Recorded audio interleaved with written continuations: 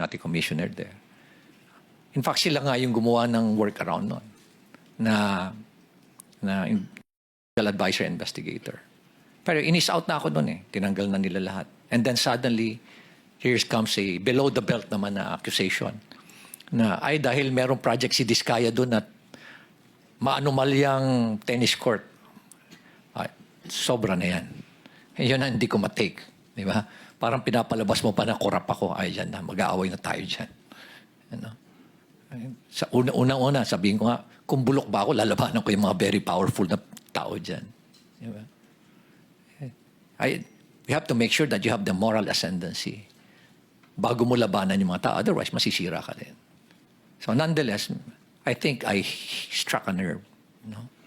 I don't like to, expound further. Basta I believe I struck a nerve or several nerves na they panic at kaya ganun ngayon nangyari.